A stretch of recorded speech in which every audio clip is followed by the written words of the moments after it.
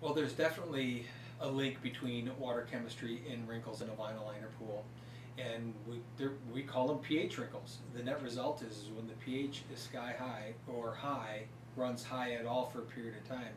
What it does is it draws, if you look at the molecular level of the vinyl, it starts drawing the vinyl in, and when it does, it starts pulling itself in and tightening, and it literally creases and wrinkles the material itself. I would certainly be really cautious of running that pH very high, 7.4, 7.6 tops.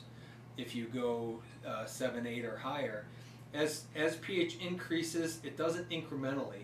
It goes up in large stages. So just if you go up from a 7.6 to a 7.8, that's a very, what's happening is you're increasing the base and decreasing the acid in the water, but it's not incrementally. It's multiplicative. So as soon as you start getting up there above those normal ranges, all kinds of things can happen, especially over the long haul.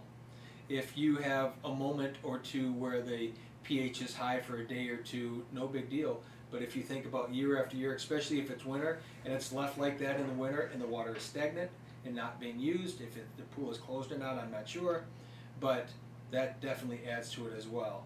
And there's a telltale look to the wrinkles. If they're just randomly on the pool, it could be a pool liner floating situation.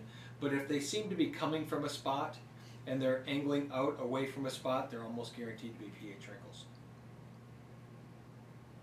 Do you think me standing at one spot next to my shallow end wall when I add my pH and alkalinity increaser would have anything to do with this? It could. I think one of the other potential things, although not likely, but it could be, is if you stand in the same place every time that you're adding chemicals to the pool, you've got to worry a little bit about that location. That could be a possible situation. It's always better if you're adding a liquid to walk around and disperse the chemical into the pool. If you're adding granular chemicals, I would certainly never throw them broadcast them directly into the pool. I would either dissolve them first, or if it's like a stabilizer, you're going to want to dissolve that slowly through the water. We usually put that in a nylon socket and dangle it in the pool.